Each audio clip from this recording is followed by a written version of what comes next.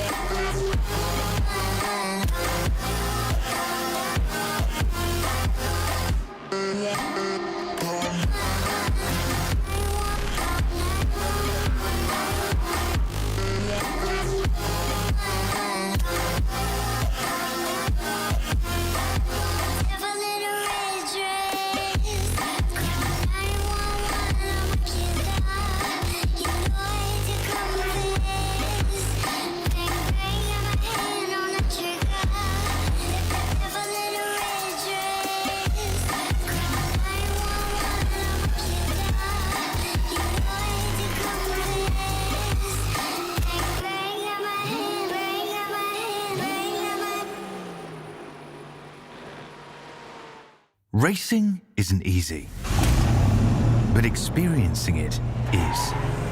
iRacing puts you in the driver's seat with the industry's leading sim racing game. Drive on laser scan replicas of the greatest racing circuits from around the world. Go head-to-head against other drivers chosen by skill-based matchmaking to ensure competitive racing at every level. Compete across all your favorite series. In officially licensed cars, engineered to deliver the most accurate driving experience possible.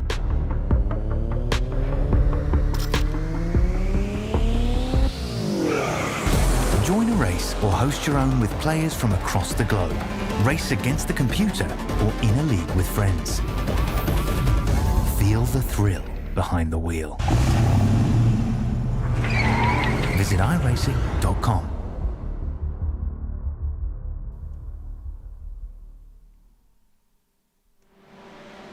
Good evening, everybody. Welcome to the SimRacing International and welcome to the SimRacing International GT3 Championship Season 12 and welcome to the Masters broadcast here with Chaz Draycott and Dara Thacker in the commentary box. We're here at the delightful, the legendary Circuit de Spa-Francorchamps in Belgium, just near the Ardennes Forest, and we're looking forward to another 1 hour long race here tonight with all of the finest GT3 machinery that you can find on iRacing. Dara, we've been looking forward to this one straight from the off. Obviously, Spa is always great in GT3 cars, hence the Spa 24 hours. But there's a bit more for the drivers to think about tonight than just out-and-out pace, isn't there?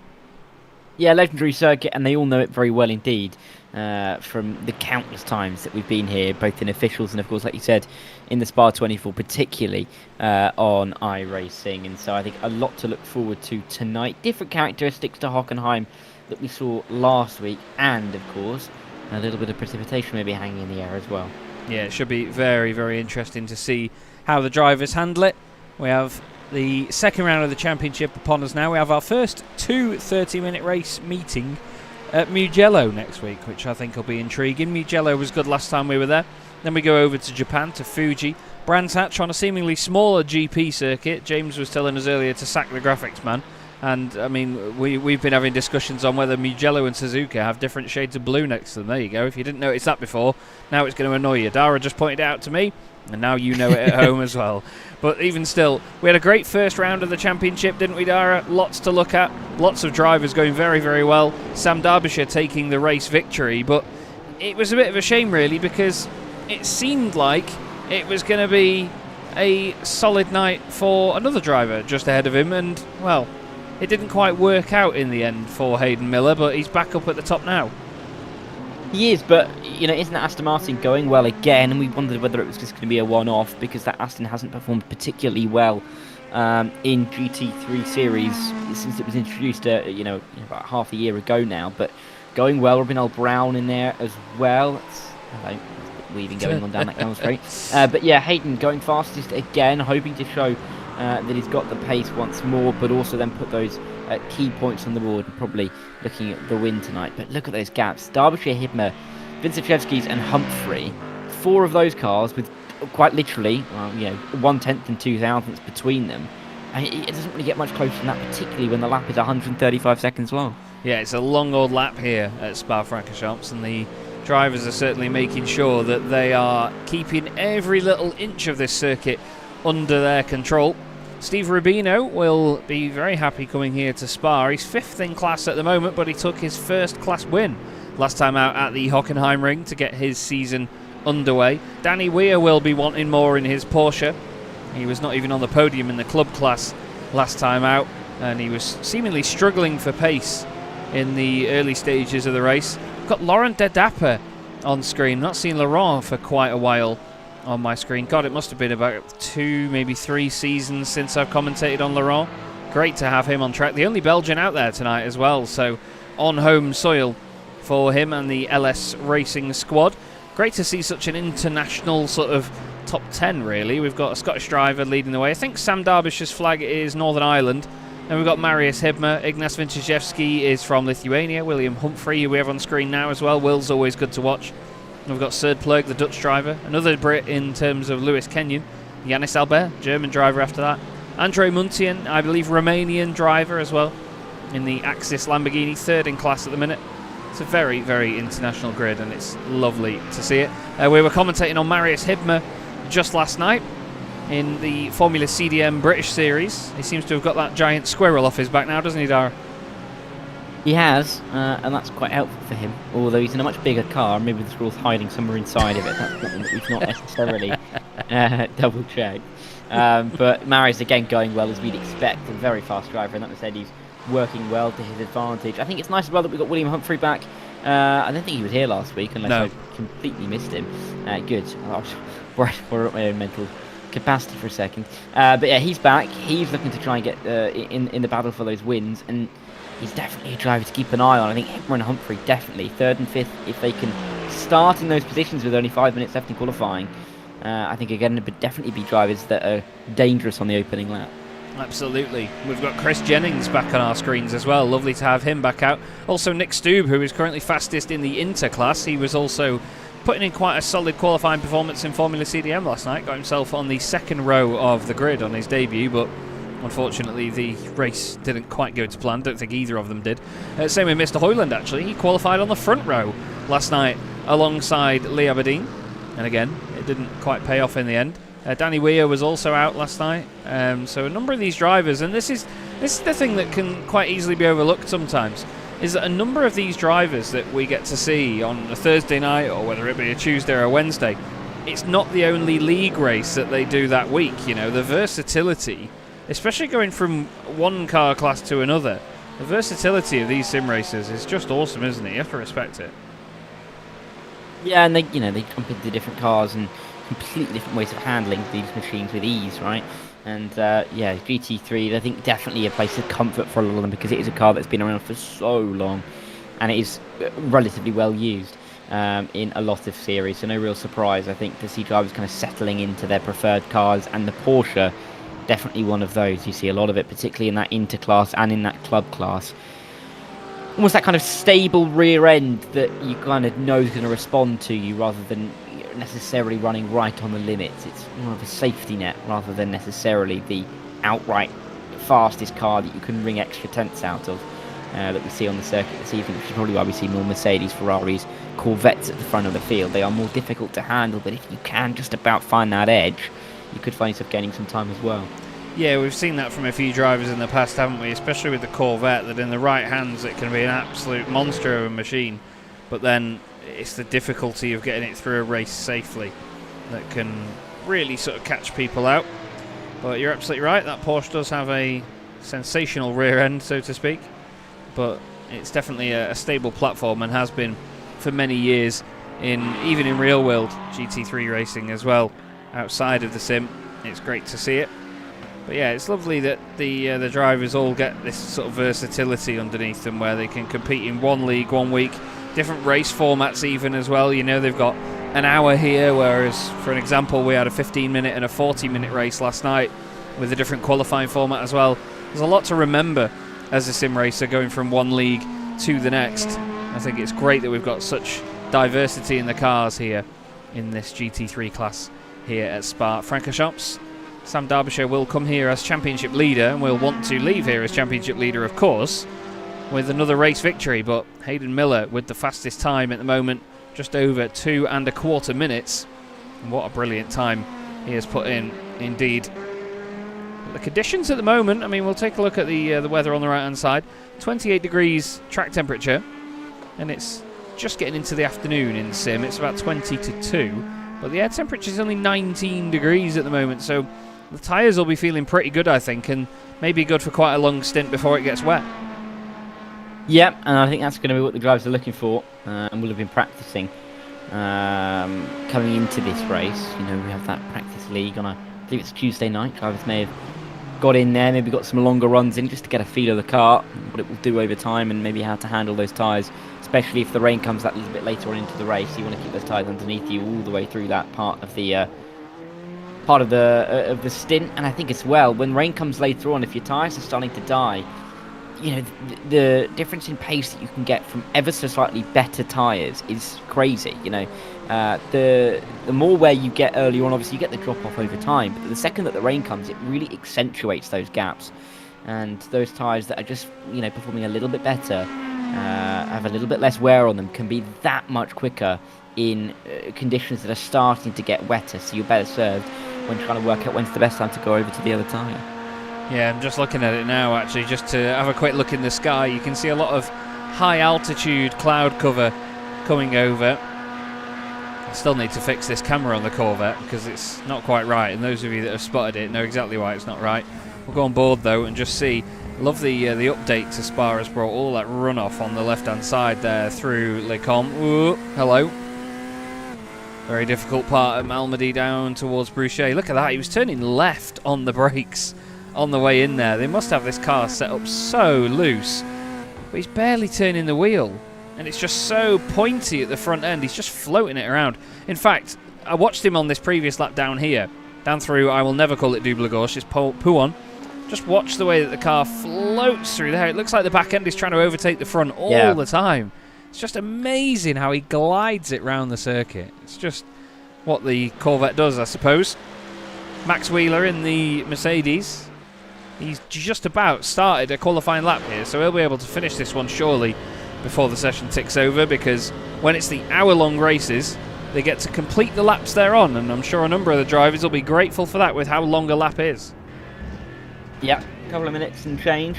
Probably the longest of the season. Actually, it's definitely longer than Brand's hat, that's for sure. That'll be about a minute, won't it, compared to this 2:15, which is the fastest time we've got so far from Hayden Miller. But let's see, as Wheeler gets in towards this difficult middle sector. Ooh, that's not going to help as well to see a car go off in front of you as we go through No Name or Speaker's Corner, whatever the hell you want to call it. It's all the same, isn't it? No it's Name. Through the left-hander. I go with No Name. And Double Gauche just means double left anyway, so I don't know why you'd even want to call it that, because that's so boring. Call it Pouhon. Double starboard. Yeah, literally. But I think it was interesting because you were right. Derbyshire, it did look like that rear end was going, and obviously it was planted and it was absolutely fine. But it's going to be bad if he does actually lose it through there, because we're never going to be able to tell before it actually happens. Yeah. There's not going to be any signs. That's true. We're going to spend the whole race going, oh, just as the car floats around the corner. And then when it finally goes, we'll see, I told you. He was always going to have an accident. Oh, look at that from Max Wheeler. He's really having to wheel it now, isn't he? Flipping heck, he was on the limit there. Makes his way now up towards Blanchimont. Incredible and terrifying corner. And now, it just looks so easy in a modern day GT3 car. Hard onto the brakes, into the bus stop chicane. That's what I love about modern day GT3s. They've got a lot more body language and liveliness about them, but they still look like they're so in control of what they're doing. This is Wesley Van Rens, 23rd at the moment, 17th in class. He's going to be the final car to cross the line, I'm sure. Daniel Meller has just crossed the line and gone up to top in class, actually. Daniel Meller with a 2:16.698. Very well done to him. Takes pole position in club. What about Wesley Van Rens? He's crossed the line and... looks like it was an invalidated time for Wesley, actually. Danny Weir is still lapping, but I'm not sure that's full chat. No, it's not. He's already 2 minutes 19, so this is an in-lap, if anything, for Danny Weir. And that will complete the qualifying session here tonight for Spa-Francorchamps, round 2 of the SimRacing International GT3 Championship, the GT3 Masters Series, as it is now rebranded to for this year. James Bostock in the chat saying that Joe Glass didn't pay for the sprayers bill on Humphrey's car, and he would be absolutely right in that as well, much like James didn't pay for a graphics guy to do the professional job on the calendar. There goes Danny Weir. I'm going to get fired for that. Love you, James. Into the pit lane goes Danny, making his way down there to pull into his garage slot. And that will be that for the qualifying session. And as you see, it all disappears and it goes quiet. And now it's going to be time for everyone to grid up and get moving. Oh, no, it's not. It's warm-up. I always forget about the warm-up. We've got 5 minutes for the drivers to chill out, as if they didn't need that after the qualifying session they've just had. I like watching from a pit lane camera. Just shows you just how many of them. And again, interested to see so many of them wanting to just go out and do one lap in a warm-up session, isn't it? Yeah, it happened in Hockenheim, didn't it? And we were surprised that there were so many takers to it. But lots of takers again. And they're loving it, aren't they? As they pile out of the pit lane. Look at everybody. All those Vulcan cars climbing up towards the top of the camel. In this warm session, they're really only going to get one valid lap time in. The session will end the end of the time. With no finishing your lap, it'll just end when it hits 0. And by the time they get round to start a lap, there'll only be a maximum of, what, 2 minutes 30 left? So they only get one valid lap time in, if that. These guys here, Matt Stacey Co, probably won't get a valid lap time in at all. So, yeah, interesting to see people out already, but maybe they just want a feel of racing side by side. So you can see just up in front of us at Lake On. I was just going to check actually to see the conditions, whether it progresses much in the day, but there's 10 minutes between the end of qualifying and this warm-up, so it's not as if the track has changed massively and they're trying to get an eye in on the conditions or anything like that, like there's been a big difference. In Formula CDM, we tend to run it so that the practice session takes place at like 9 AM, and then qualifying's about 11, race 1 is at 1 o'clock, and then race 2 is at about 4 o'clock in the afternoon. So there's a bit of progression throughout the day, so they practice, qualify and race in very different conditions. It's not the case here. So, I was just about to say, how on God's earth did Hayden save that? And then it just went awry at the end. He nearly had it. Keyword there was nearly, though. He didn't in the end. Bit of a shame. Hey ho, it's not the matter, is it? It was like 3 accidents. He'll have a giggle about that one as well, won't he? Oh, he will, yeah, absolutely. I want to see who it was that was behind him, because I want to try and figure out. It was Matt Stace, wasn't it, chasing him down? You'll see this from Matt, actually. You'll see it's gone. It's not gone. It's gone. It's not gone. Now it's gone. No, it's not gone. No, it's gone again. Oh, I'm sorry, Hayden. We shouldn't be laughing at you. You've got pole, so don't moan.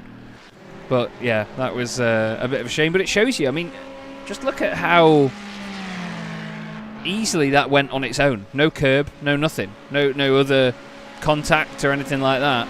The back end just went really gradually around the corner. That's probably going to knock his confidence a little bit, surely, coming into this race. Yeah, you'd think so. It'll be particularly helpful, but yeah, I'm not too sure how. Well, it depends how seriously he was taking it, I guess. Would then decide if he will take it to heart ever so slightly. I think it's nice to see these two maybe practicing a bit of a tone, practicing working together, getting used to running in behind each other, but they've kind of got used to that anyway. I think it's just a nice chill 5 minutes, isn't it? I don't think they're going to be too fussed about it. Yeah, it's one of those times where not like we can really analyse this, is it? No. In all great honesty. Yeah. But it's just always lovely to look at the Vulcan Motorsports cars, isn't it? Their livery is absolutely stunning. Really is. And whether it's catching us out with the tricolores on the side of them or not, we are always happy to look at them. Serd Plurg has still got his. You can see it down the side. There's a red, white and blue stripe on the door for the Dutch flag. We usually have Ignas Winczewski with yellow, green and red for Lithuania, but it doesn't seem like that's the case on the side of the Ferrari. Maybe they just don't like him. Actually, hang on, isn't it? It's him that paints the cars, I think. So why would it... I don't know. Even still, it even makes the Ferrari look good. Barry Wenman says in the chat, rumour has it that Barry has fallen asleep after work and woke up 10 minutes into qualifying. So, yeah, unfortunate for Barry that he may not have gotten all of his qualifying out of the way. He's here in the McLaren. I love that the wheels match the side of the car so cleanly. Big fan of that. We like matching wheels. Hopefully the McLaren goes well for him tonight. See how it goes. It's nice when you get that bit of coordination, isn't it? Often, you know, the rims are often something that are neglected in terms of the livery design. It's nice to see Barry adopt that. There you go. Reece Saunders has thought about it. Very nice. I'm trying to find somebody with ridiculous ones now, because some people love them neon yellow on like a car that's red and black, and it really upsets me. Anyway, we'll take the mick out of them during the race. Warm up is now complete, and our huge grid of cars will be lining up on said grid, and it will be quite a short formation half lap here. They're only about a third of the way from the start finish line, so we'll try and fly through this grid as quickly as we can. It's Hayden Miller and his teammate Sam Darbyshire on the front row of the grid. Marius Hibmer, who swore in an interview last night, is third, ahead of Ignas Winczewski. William Humphrey will start in fifth place alongside Lewis Kenyon, no relation to Martin. Serd Plurg will start seventh with Yannis Aulbert alongside him. That's a spicy fourth row. Nick Stube, fastest in the interclass, ahead of Max Wheeler. Then it's Chris Jennings and Robin Noel Brown, first time we've seen him this season. Andre Muntian and Adam Baker line up alongside each other on row 7. Then it's David Hutchison and Menno Blum, who had a fantastic race last time out in Inter, finishing in third. Danny Phillips and Reece Saunders make up row 9 in the grid. Then it's John Breitenbach and Adam Atherton completing the top 20. Then it's Mike Barber alongside Stephen Donnelly, Wesley Van Rens and Daniel Meller, who was fastest in the club class, ahead of Mark de Vries and Matt Hoyland. Michael Rhodes and John Treen are on row 14, ahead of Lewis Hammond and Simon Clifton. Then it's Robin Aston, race winner in class last time out, ahead of Samuel Clark. Thiago Reiser and Daniel Poole make up row 17. Then it's Laurent de Dapper and Chad Henson. Rob Mackay and Hussein Saraka Desler. Steve Rubino, class winner last time out, starts 39th. Marcel Breitenbach just in 40th. Then it's James Howarth 41st alongside Jan Osberg, Barry Wenman and Danny Weir, Jan Nage and Andrew Larkman, with Pete Paiva and Mathieu Smolny in 48th. Then we have Owen Stewart in 49th and Stuart Rice in 50th. John Ludbrook and Andrew Fellows, Barry Wenman and Andy Chell, Matt Stace, Rachel Huff and Gareth Newton complete the 57 car grid that we have here tonight, Dara, and they've actually started a little bit further round the lap, which means I did have a little bit more breathing room, but I wasn't too sure. It still means that we've not got too long to go until we start racing. Is that an old pace car? That's not the normal pace car, is it? No, that's the old Mustang, and it's great to see it being used. And look, we're getting a nice view of it from Hayden Miller. It's great to see that thing being used. It's a relic. They've probably been doing an engine rebuild on it or something, but it's cool to see that. Hats off to them. Most people go for the Porsche, I always choose the Porsche when it comes to setting up sessions, or usually the little iRacing sedan thing, because I'm not showing no allegiance to any manufacturers. Not if they pay me, or not unless they pay me. But yeah, the old iRacing Ford Mustang pace car. It's awesome. Thought I'd gone back about 30 years for a second there. Not 30, but you know what I mean. No, but at least I'm not going crazy. That is a different pace car to normal. But anyway, look at the amount of cars we've got all piling to the last up chicane. They're still coming through Blanchimont. They are. It's just no end in sight. We've got nearly 50 of them on the grid. And this is good. I say nearly 50, nearly 60 of them on the grid. And it's going to be 2 Vulcans at the front to try and control the pace. Absolutely will be. And they will slowly creep up to the line, and they get to choose when to go. And round 2 of the SimRacing International GT3 Masters Championship is underway, and immediately Marius Hibmer is putting Hayden Miller under pressure in that Aston Martin. Everybody trying to filter their way through the first corner. It's 3 wide in the middle there. Reece Saunders on the outside in that Altitude Esports car trying to hold his position. Daniel Mellor and Michael Rhodes are slightly side by side here in their class as well, in the club class. But it looks like Hayden Miller is off to a good start. Marius Hibmer and Sam Darbyshire getting friendly for P2 as they go up over the hill. Oh, it's going to be close as they make their way in towards Lake Com. Oh, big crash on the exit of Radion as they're all trying to get their way through. Mano Blum involved. They're still piling in cars, nearly upside down. No one heeding the warnings, clearly. But there's a crash up in front. Still cars sideways across the road. They're slowing down now, but huge collision. And with, of course, these different rules in this Masters class compared to something that we've seen before in SRI or ESR or even over in the Superstars class, there is no fast repair. So pretty much everybody involved here is going to be slightly done for off the start. And if my time page is to be believed, we had a big crash at the front as well. I don't believe we have. I'm sorry. This is one of the downsides of having such a big grid. But unless we go back near the front of it, it will then sort of respawn the cars in. So I do apologise. That is something that I have changed it. I've got it set to 60 maximum cars, but for some reason, when they're just a certain distance away from each other, they don't render in. But yeah, big accident there for John Treen. He didn't slow down as quickly as the Porsches in front of him, but he did lose a chunk of time and then get smacked into. There was that little bit of contact in there. Danny Phillips fighting with John Breitenbach and Matt Hoyland here in the middle of the pack. There's a bit of a flash of the lights there from Danny Phillips. And Hoyland runs wide, and he's going to lose ground as a result. He's got Jean Breitenbach in front of him in that gorgeous barbecue bread racing Porsche. Stunning looking machine. But there's battles all up and down at the moment. Marius Hibmer was attacking Sam Darbyshire for second place, but now he's fallen into the clutches of his teammate, William Humphrey, who clearly doesn't care for liveries. He's not put it on trading paints as well. The Vulcan cars nearly all come together there. Lewis Kenyon. God, I can imagine the Vulcan squad just going to every single dealership in the land to try and just get one car.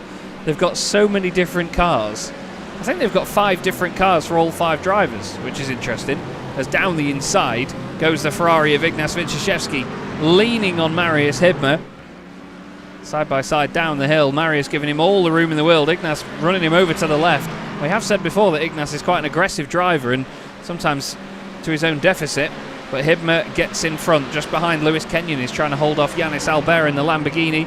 And then Nick Stube just behind them. He leads in the Inter class at the moment in his Mercedes.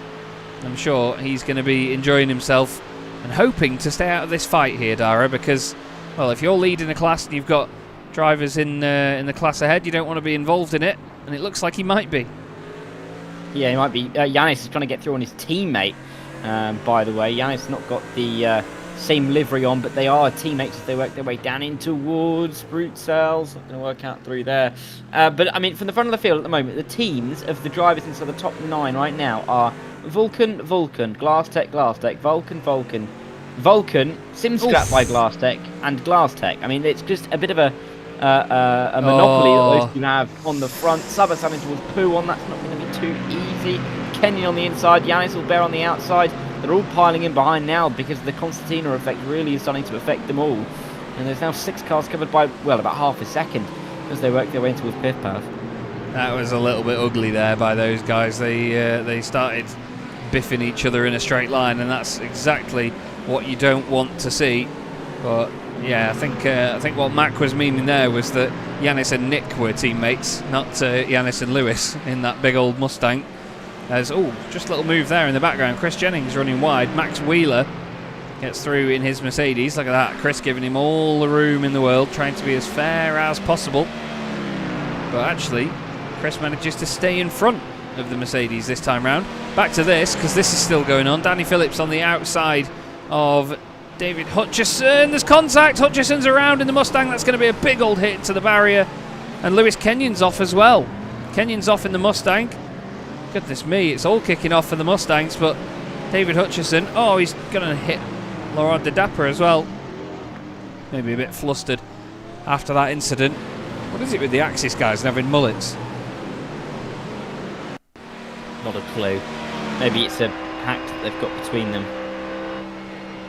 Nobody knows. Maybe we'll ask them. That's not the right line for David Hutchison. Very nearly avoids, doesn't nearly avoid the guy, does avoid the car, nearly misses it. No, you know what I mean. It's one of them nights, isn't it, mate? Oh god, I've still got 55 minutes of the race to go as well. And rain. Oh yeah. Oh dearie me. Either way, Matt Hoyland getting very lucky there not to get clipped by David Hutchison's spinning Mustang. It is like pushing a tower block over, so he was very lucky indeed. Wesley Van Rens just ahead of Lewis Kenyon and John Breitenbach. Big mover actually so far, Wesley Van Rens. He's gained 8 positions in this race. Biggest mover is Jan Ostberg. No, John Ludbrook. 13 places gained for John. He really benefited from that incident earlier on.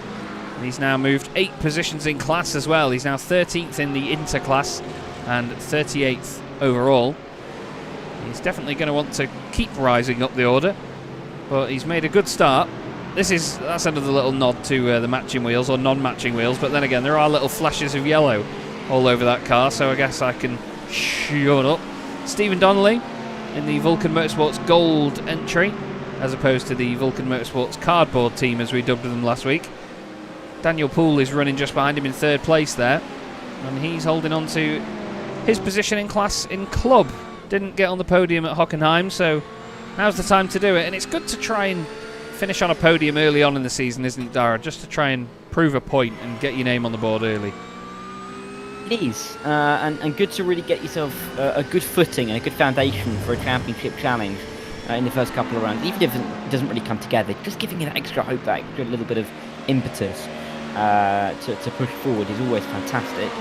And it's like Daniel is trying to keep himself very much in that conversation. Mackay just behind, but not a million miles away from the lead of that club class. But I think for the time being, he's just worried about keeping that podium position. I mean, judging by that profile picture, though, he likes going downhill. He should avoid that tonight. Oh dearie me, yeah. Well, potentially. We'll have to see how he keeps his head with this meeting. Don't worry, Hayden Miller is not out. Look, there you go. It's just my PC being stupid. Hayden Miller, I mean, he's checked out, hasn't he? Flipping out. He's 2 seconds clear of Sam Darbyshire, who's now fighting with William Humphrey, who is not backwards in coming forwards. No, not at all. He is really pushing on, is William Humphrey, a driver who is an absolute machine in the GT4. It took a little bit more time to get up to speed in the GT3, but he's right on it now, and he's trying to overtake Sam Darbyshire, who has been such a stalwart at the front for a few seasons now, and he's looking a little bit vulnerable. William Humphrey really the one to push on, and Hayden Miller's going to be loving this. He's just gaining away and away and away in a way that he wasn't able to do at Hockenheim 7 days ago, but he's got 2.5 seconds now. It only feels like it's going to grow if these two start battling. Yeah, absolutely. They're really fighting as well. William Humphrey's not taking this line down. Round the outside he goes through Piff Paff. He's going to carry the speed. Sam needs to make sure he gives him the room. He runs a little bit wide. There's a touch and another touch as well. Marius Hibner tries to push him through. That was really on the edge stuff, but all you would need to do is show somebody that clip there, those 10 seconds, about maybe 5 years ago on iRacing, and they'd have said, nah, you can't do that on iRacing. You can't save a slide.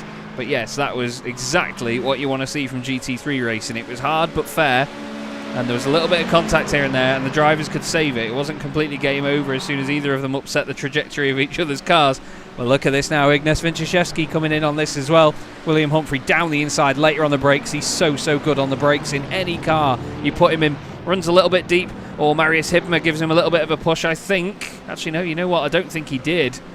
I think it was just the fact that Williams sort of second-guessed himself, ran a little bit wider through the corner to make sure he gave Sam the room, and Hayden Miller's gap is suddenly 3.6 seconds at the front of the order while the battles continue on in the background. Only promising to grow as well, so good news for Hayden at the front of the field. Lewis Kenyon looking for that inside line, and Wesley Van Ren as they work their way in towards the source. At turn number 1, Van Ren with a good up and under, but almost even better up and under from John Brainback just in behind as he looks to try and come through as well. They're nearly too wide as they work their way up the hill at Eau Rouge and Radillon, but Jean will just have to sit back in line behind Lewis and Wesley, but he will get the best of the toes, a double top towards the end of the Kemmel Straight, and we'll see if he can make the move in just a couple of moments' time. Yeah, Naj here down the inside of Danny Weir, and he and a few others come to blows at the bus stop chicane, unfortunately, which is a big shame to see. But we're back with our race leader Hayden Miller, and it's a similar story to what we saw at the Hockenheimring last week, isn't it, Dara? Pole position, driving away at the front, making it look easy in that Aston Martin right now. He's just got to hope that he doesn't kill the tyres, because he needs to do his best to stay away from this lot, with Sam Darbyshire leading William Humphrey, Marius Hibmer and Ignace Vinciszewski. You'd think there's strength in numbers here, but it's either Glasstec or Vulcan in the top 8. Yeah, it is. And they really have got a bit of a duopoly. I said monopoly earlier, it's a duopoly with the two teams at the front. Is that what you call it? A duopoly? I believe so. Have a look. Duopoly. Let me just look that word up and see if it actually means anything. Yeah, situation in which two suppliers dominate the market. There you go. Wow. Duopoly. You learn something new every day. That's a good thing you're a teacher, isn't it? You taught me something. Yeah. Whoa! That's Pete Piver down into 13th place. Just had a spin on the right-hand side by the look of it. Easy to do on the exit of Bruchet. Nightmare fuel, really, when you're trying to get the power down in a GT3 car. This is nightmare fuel for Nick Stube, because he's got Robin Noel Brown feeling the need to flash him as well. He's in a different class, is Nick, so he doesn't really need to fight this. But he's saying to Robin, look, you don't have to be daft about it, and he's not letting Robin go, and I quite admire that. Sometimes you think bigger picture, let the faster class, well, on paper faster class go, but Robin, you could tell, is getting a bit frustrated with sitting behind Nick, and Nick is saying, no, I'm well in my right to be here, and I've got the pace to do it, so yeah, why not? He's having a good old scrap with him. He's got Rhys Saunders and Max Wheeler just behind. Rhys is having a pretty good race, actually, 7 places gained, and it's, well, I mean, these are basically 4 of the same car here. It's just one's got an Aston Martin badge on it. Yeah. But yeah, I think you're right. I think for Nick as well, I think there'd be something to prove in. You know, he's in that secondary class, because iRacing isn't quite there compared to the others. But he'll want to show that he deserves to be in that top class. Meanwhile, Derbyshire, Hibner, Humphrey, they're fighting their way through at Laycombe. Ooh, defensive move from William Humphrey as Ignace looks for the inside line at Bruxelles. There's never going to be a line in there. They just about make it work, but there was no way he was going to be able to send it down the inside there with that kind of angle. It was never going to work out. And luckily, they avoided incident and they continue onwards. Hayden Miller has a 4.5 second lead. It's just growing more and more by the lap. Yeah, he's doing a fantastic job at the front while these guys all trip over each other. But yeah, Ignace and William together on track is quite the prospect. They are both drivers that do not want to give an inch and will fight to the death for a position. So to have the two of them together on the circuit will be an interesting watch, to say the least. John Breitenbach under pressure now from Matt Hoyland. Matt trying to go around the outside of the South African, carries a lot of speed through Pif Paf in the Mercedes. That is a delightful move from Hoyland. He'll be over the moon that we've caught that one. You can see it in his face. Look how happy he is. He's absolutely buzzing with it, but that was great. Really solid stuff there. Great commitment in the Mercedes. He just made it work, didn't he? Make it work indeed, and effectively done as well. That's what you want to be seeing when you're going down into that part of the circuit. Oh, I think Hibner's through in Derbyshire as well. They're fighting this up as that again. Oh, deep from Hibner into the bus stop chicane. He's now fighting with William Humphrey as he now tries to come around the outside. It's all go here. It's going to allow Ignace another run towards the source at turn 1. He's going to aggressive on the inside line. Marius has been very conservative. Let's see if it's picked up. No, they're all going to go line and stern. Surprised we haven't seen a bit of a send there, because it's not like you're going to lose the slipstream. No. You're all involved in a very tight train, so I'm surprised no one stuck a nose down the inside there, but as it is, they continue onwards. We'll see if anything happens at the end of the camera. Yeah, let's see. Through Eau Rouge they go. up over Radion, and now onto the Camel, which is a very uphill straight. I always wonder why the GT3 cars feel so slow up here and the revs don't really climb unless you're in the slipstream. It's very, very uphill. They're coming up to Les Combes. They need to turn the lights down on that Mercedes. Lights like that just aren't that bright. You can see the headlights on the Ferrari. You can see the little white sort of DRLs on it. That's how they should all look, I think, and it would be so much more realistic. But you can tell when it's iRacing because they've just got these awful, ridiculously bright lights. There's big send by Ignace Vinciszewski. William Humphrey carries a lot of speed into Boucher, almost to deny him that space. But Ignace, well, he's sending a message there, isn't he, and saying, look, I will chuck it up the inside. I don't think there's too much of a need to right now, but he's feeling the need to, clearly. Yeah, I mean, it's difficult in this part of the train to really know exactly how to play it. I mean, it's difficult as well, you know, you've got the rain coming at some point to know exactly how this is going to pan out. I mean, it's such a long race.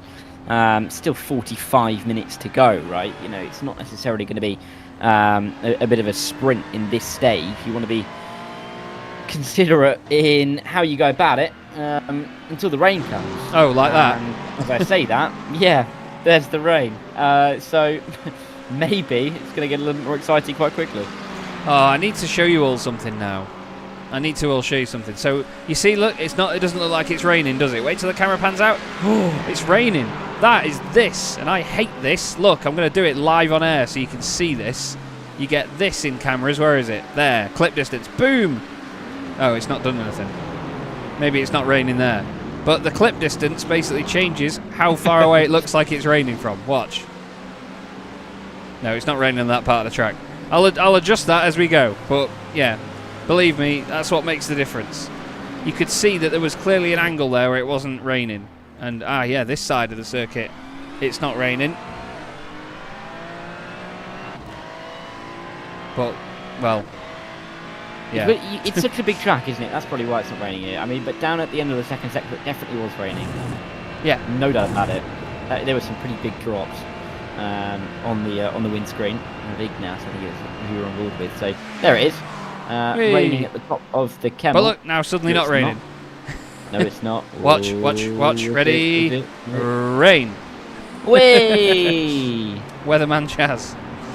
It's going to happen on every camera, isn't it? Yeah, watch. Oop. Whee! This is, we're just going to go for full professionalism here, everybody. You know that I like to be honest with you all. Look, not raining, raining.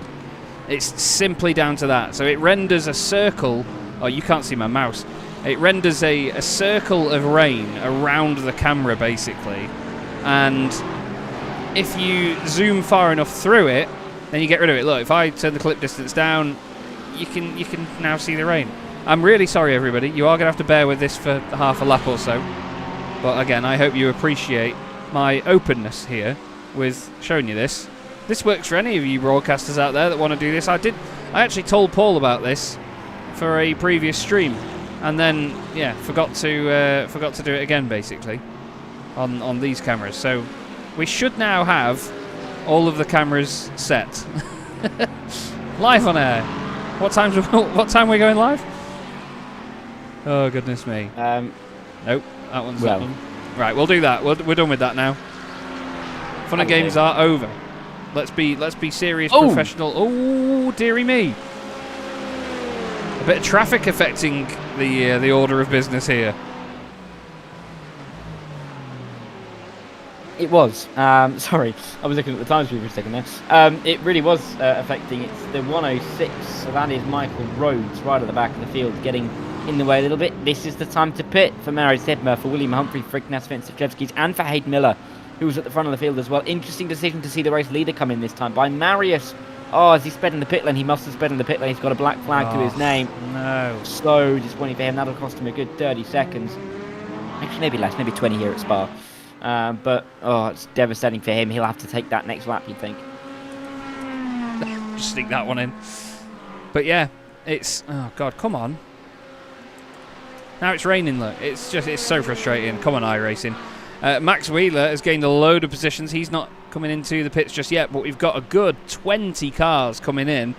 And what we'll do now is also put the tyre compounds up on screen so you can see who's getting on the wet tyres, who's staying out on dries.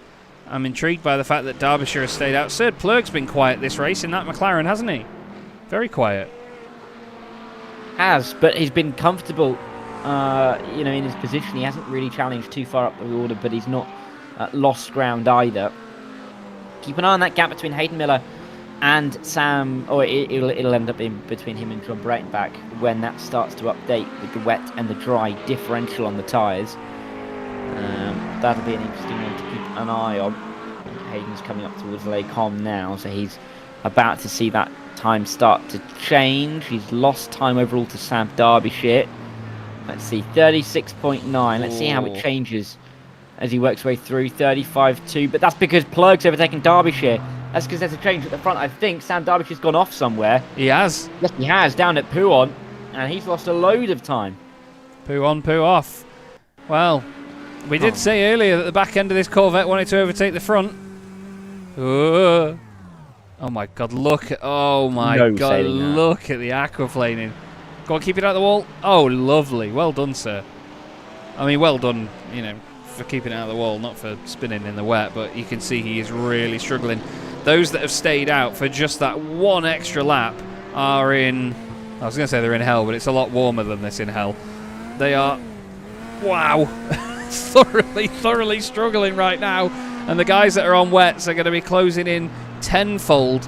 Hayden Miller still floating the car around. Look at that, it's like a drifting demonstration from Hayden Miller and Ignace Vinciszewski. Ignace though was way further behind Hayden before the pit stop, same with William Humphrey. He's really not had a solid outlap here as Hayden Miller. He's struggling. The rain has come down very suddenly though. Usually there's a bit more leeway. Oh, excuse me, a bit more leeway with it, but right now, no, not at all. No, and I think Hayden Miller is one of the big losers there. He didn't gain too much time. Actually, I think he lost time to Plurg, but Vinciszewski is right there. William Humphrey's not too far back either. Let's see how it all pans out. Once we change the tyres and get our way out of the pit lane, they should all be able to go to the end from here. You know, anything under 45 minutes should be comfortable for a stint. With a full tank of fuel. Ignace will go around. What's that all about with the Ferrari? Not too sure. What is that lighting all about, iRacing? There's no other Ferrari. Yeah, it's a Ferrari thing. The exit. Sorry, Plurg and Miller. I think Miller was ahead, but Plurg. Yes, wow. I think Plurg at the inside line at turn 1, so was able to use that, and he's now ahead of Miller. So that's what, a 7-second gap he's overturned. Yeah, that's a huge gap, that. Serd Plurg doing an amazing job, unlike iRacing's lighting department with the Ferrari 296. But Serd Plurg, well, I said he'd been quiet this race. I don't know how he's done that, but he's done it. He's absolutely battered it. He's opened up a huge advantage. I mean, by the standards of this race, that gap is huge, but that's insane. Jan Osberg and John Treen have come to blows. Into the very busy Lamborghini we go. That is Robin Noel Brown and Reece Saunders. Reece is going well as well in that Mercedes. He's gained a number of positions. But not only do these conditions throw up the difference of drivers that can just naturally go well in wet conditions and others that seem to struggle. Oh my goodness me. That is scary through there. But we've got the fact that the varied amount of time in the pits can change things so much. And also, oh no, that's going Reece. No, saves it. But it's also the fact that they'll be on these tyres for maybe a lap or two different to one another and have time to get used to them. But these guys are really struggling right now. Yannis is flying in that Lamborghini. He's got this thing nailed. Yeah, he really has. I mean, he's been absolutely on it all the way through this evening, and he's loved that Lamborghini for a while now. It's been his car. Reece Saunders is not loving that Mercedes-Benz, and that's such a slow drift, and he's facing a completely opposite direction to where he wants to be going in. Oh, careful. There's Max Wheeler off as well, and he's lost a rear wing too. That's not going to help him out. I think he was involved in this. He must have hit the spinning cart. Or he just spun himself. Oh, no. Completely unrelated. Not even a spin in sympathy. I think he lost it beforehand. So, unlucky for Max, and that's realistically his race done. Yeah, it's a big shame that he's back into the pit lane now. Hayden Miller, though, has retaken the race lead now, while all that's been going on. Serd Plurg has had a moment. In sector 2 as well. He was a couple of seconds down. Seems to have lost a bit of time, but actually, you know what? Hayden's only been, what, 2 seconds quicker in Sector 2. Sector 4. There was 3 seconds difference by the look of it. Now, Hayden Miller has opened up an advantage of 1.9 seconds again. And he's looking pretty good, is Hayden Miller at the front of the field. He's got the control back that he had before. He's still half an hour to go, more than that. So still more than half of this race left to run. But it's ebbed and flowed away from him. But now back to him, and he's looking relatively comfortable once again. That's a slowdown note that he's picked up. Cutting too much off at the top of Radion. That's not particularly helpful, but hey-ho. It's not going to lose him a position. He's just got to be careful if Plurkin and Vitashevsky's start gunning for him. They are all, of course, Volker Motorsport cars, but Hayden Miller is officially listed as a Volker Motorsport Gold driver, and Plurk and Vitashevsky are just Volker Motorsport drivers. So technically, their points are going to different pots right now. Yeah, they are indeed, and different manufacturers as well. 3 different cars from 2 different teams. Ignace is really floating this Ferrari around. If we go on board with him, the lighting might make some sense. But, I mean, you can see there's not a lot to see out of the Ferrari. It is a real letterbox of a windscreen. But they are just floating their way around at the moment. It's like powerboat racing, isn't it, in a storm. Just really slow stuff. Got a few battles going on. Marius Hibmer, after his speeding penalty earlier, is regaining positions. But look at the weather. It is absolutely throwing it down. And the drivers are going to have to be very, very careful throughout the rest of the race here. Because let's not forget, even if there is a drying line eventually, they have to be very careful with, well, not just even putting a wheel onto the wet line. Because unlike other sims, let's not name any, the dry line isn't sort of pre-calculated. It does react to where the cars go and where the temperatures are put into the surface. iRacing have really nailed wet weather, and well, we can see that it has come with the expected difficulty as well. Daniel Meller, just off the back of those guys, is leading in the club class. He's got a long distance back of 20 seconds to Steve Rubino and about 22 seconds to Rob Mackay. We've also got Adam Baker leading the way in LS Racing's Porsche in the Inter class. He's 17 seconds clear of Thiago Reiser. Thiago's gained 11 places in class. He's having an absolute whirlwind out there tonight. He's about half a second ahead of Andre Muntian, who is driving the Lamborghini just behind him, actually. And then Hayden Miller back to the front of the pack. And that's the difference to last week, I suppose, Dara. We saw Hayden get to the front and then drop down again in the Hockenheim ring. But touch wood, at the moment, he's going all right. Yeah, it's going well, and it's looking relatively good for the time being. Lap by lap, just plugging away. We've only had 11 laps in this race. We'll only have completed 12 by the time we get to the half-race distance. Goodness me, it's not that comfortable. I mean, the lap times in the wet right now are about 2 minutes 40. That's 160 seconds.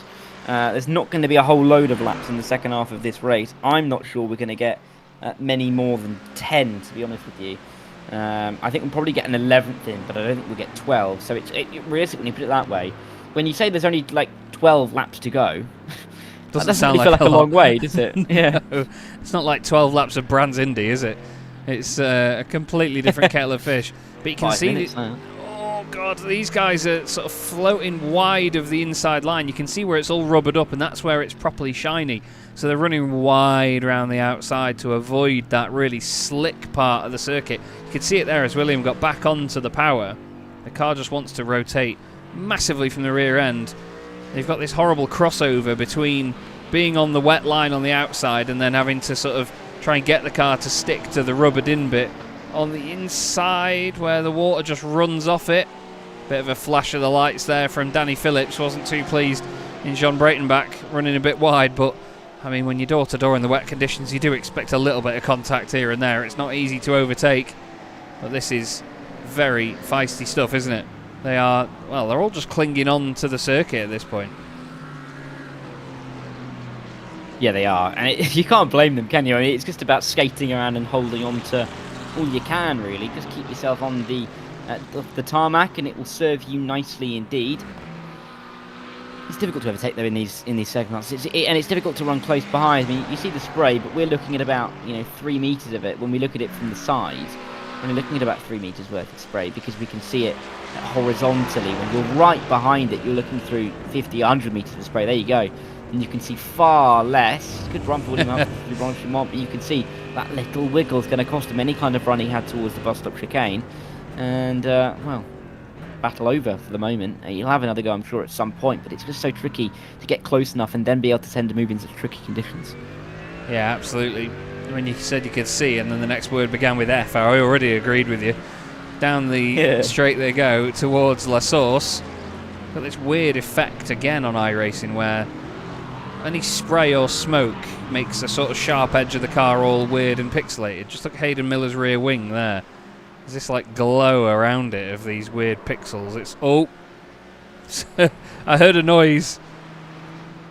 And it's Rachel Huff off the road at Rouge and Radion. The BMW facing the wrong way. The purple and green Sky Esports machine. Back up to speed, and she does the right thing there. Stays over to the right hand side to make sure any cars coming up over the hill are not caught out by a BMW in the middle of the road. Oh.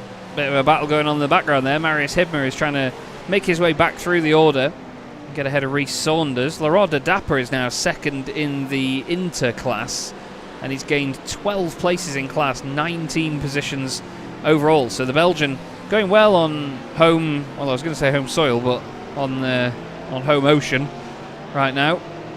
So much spray being kicked up by the cars up ahead. It's nuts, isn't it? Yeah, it's crazy. And it's such a busy track as well, still. I mean, we've had some casualties, but not loads. We've still got nearly 50 cars on the road. And yes, it's a big circuit, so you're unlikely to see... you're unlikely to see too much congestion on the circuit, but there's still not going to be too many empty spots. Wesley Van Ren around the outside, that's a decent little move if he can get it done. Meanwhile, Marius Hibner trying to fight back after that drive-through penalty. Trying to get through on Rhys Saunders, who himself had his issues down at Pouon, and good move there from Marius. Great stuff from both of these guys. Let's see how much further he can get up towards Danny Phillips. 8 seconds the gap. Lovely move that. Absolutely lovely. Adam Baker's going to be loving life, leading the way in the Inter class right now, but he just needs to keep it on the black stuff, well, on the wet stuff at the moment. And he's got the pro class drivers either side of him. Wesley Van Ren just in front. Danny Phillips just behind him. You can see the differing lines that they're all taking just to make sure that the car drives through as much moisture as possible. He had to get out of it there, did Adam. And Danny had to then, in turn, get out of it again. Very close stuff. But these two, different classes, so different fights on their hands. Daniel Meller is leading the way still in club. He's got half a minute now over Steve Rubino. Matt Stace is apparently out of the race, but I think that's just based on where he is around the circuit. But Daniel Meller, we saw some great drives from him last season in the B-split of the SRI GT3 Championship. And now he's put in, well, actually, he started on pole position in class, if I remember rightly. Yeah, he's not gained any positions in class, but he's gained 7 overall, so it's not been one of the sort of comeback drives we expect from him, because he hasn't needed to, quite frankly. Being in that club class, he's clubbing everybody else at the moment. Half a minute of an advantage is quite significant over Steve Ravina. But Steve Ravina as well, of course, won last week at Hockenheim. And I remember talking about how he didn't score too many points in season number 11. So, I mean, he's doing a fantastic job. Even if he's not winning this race right now, P2 would still be fantastic. And even if he drops behind Mackay, a podium is a great result. Mella just trying to keep himself clean, I think, towards the end of the race. Knows that realistically, without mistake, this race is won. He just has to focus on not making that mistake, but not over-focus on it, because you can start overdriving the car, and then that becomes its own problem in itself. Yeah, very quickly and very easily. Well, just thinking, there is one driver in this race that is currently running in the position they started in. Do you know who that is? It's Hayden Miller. Hayden Miller. Our race leader. It's the all-important position to stay in as well. And he manages to hold on to it. Don't worry about the changes in the class. Basically, they're at completely opposite ends of the circuit, I'm afraid. So some of the drivers will be moving around a little bit on the timing. Like I say, I've got iRacing set to the maximum number of cars, so I still have no idea why it does it. It there is a little bit of movement going on in the midfield that is nothing to worry about. Is that the sun coming out? Certainly looks like we've got clear skies after this rainstorm, so this circuit could dry up quite quickly. Yeah. Good. I mean, there's lapping the cars, but that could have gone very wrong indeed. There could easily have been a miscommunication there that Hayden got through. I think he's worried now, though, because Plurg right behind him, less than a second. He's very wary of the fact that he's there, and he's it's a bit of a danger with 25 minutes to go. But it is those two at the front of the field at the moment, not really anybody else in the picture. Ignace, William, they're all kind of falling by the wayside, and Sam Darbyshire after that's been a long way off. Yeah, it's interesting how the race can develop for one driver compared to another, when they're not really in too different a boat. I mean, they're all in boats right now, aren't they? Let's face it, with these current conditions. Daniel Mellor, I got caught out by my own issue. Daniel Mellor was dropping down for just a second, but you see how Daniel's on this side of the circuit and Hayden Miller was at La Source. When they're at completely opposite ends of the track, it just doesn't like it. Matt Hoyland's going well, 17 places gained, 9 places in class, just as we watch him go down to 16 places gained, 8 in class. As John Breitenbach goes through on the right-hand side in that Porsche. It's going to sit right in the slipstream. Oh, God, I need an epilepsy warning for that. Straight in the slipstream, but look, they're both having to tiptoe through Blanchemont. When was the last time you saw a GT3 car break through there? Flipping heck. Very scary stuff, though. It shows you just how slippery it is, doesn't it? They've not got the confidence to even just keep it lifted through there. God, there's so much water in the bus stop. Yeah, there is. A lot standing. Even if it does stop raining, it's going to take a little while to dry. This is not a track with amazing drainage, is it? It's been a problem for many a year. I think they've tried to improve it lately, but it's just still not one that's going to wash away quickly. Matt Hoyland seeing that through the source as well. Big puddle on the inside where it all kind of finals in, doesn't it? But I guess as well with, the pushback barriers, a little bit more grass around, may suck up a little bit more of the moisture. But you can see it. Look at that big puddle at the bottom of Eau Rouge. Not going to be easy, and that's not a fun one up the hill, is it? Oh, somebody off. They're just doing a joker lap. Yeah. I think that's Rachel Huff, or is it... Yeah, Stuart Rice isn't in this split today, is he? Oh, no, he is there. Yeah, Stuart Rice is in the race, just not there. Sorry, Stuart. It's Rachel Huff. And boom, there come the other cars popping in. Rachel having a bit of a tough time over the top of the hill there at Radion by the look of it. Ignace Vinciszewski has William Humphrey right behind him. Now these guys, we were excited about these two battling together in the dry. In the wet, it's going to be, well, I was going to say a different kettle of fish, but it's going to be a cauldron of fish, isn't it? Why a cauldron? It's just bigger, isn't it? Oh, right, yeah. Anyway, moving on. It's 23 minutes to go. You can tell we're going slightly crazy, can't you? Like cauldrons. William Humphrey with a great run-off pull threat. Ignace, if you went a little bit wider, may have found a house there, but not since it was removed a few years ago. Was it? William is now through. I didn't know it was. I didn't know it was removed. Yeah, I mean, go on board with somebody. I swear they fixed it. Oh no, I don't want to. I did not realise. It's been removed for like 3 years now. What, on iRacing or real life? There you go, real life. Or both. Look, where's the house gone? Bid. I don't know. Didn't know there was one there before. Wait, no.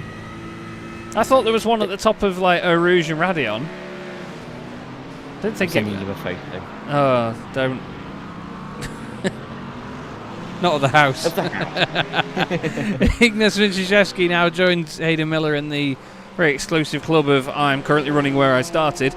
Adam Baker is 14th right now, and he also is where he started in this race, and he's moved up into the class lead from 4th in the interclass.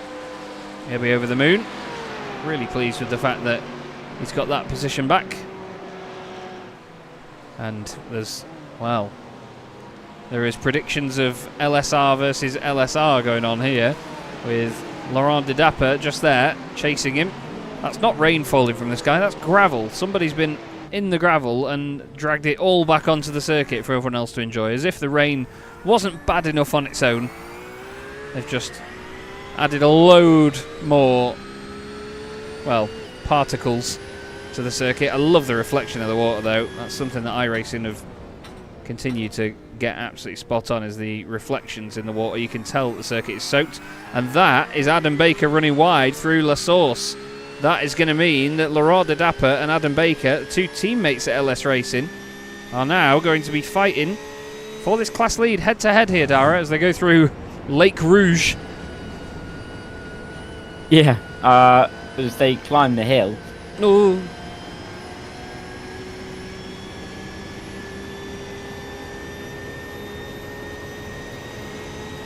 Oh, look, a house. I don't know what's happened to Dara, everybody. He's just gone quiet. Speechless.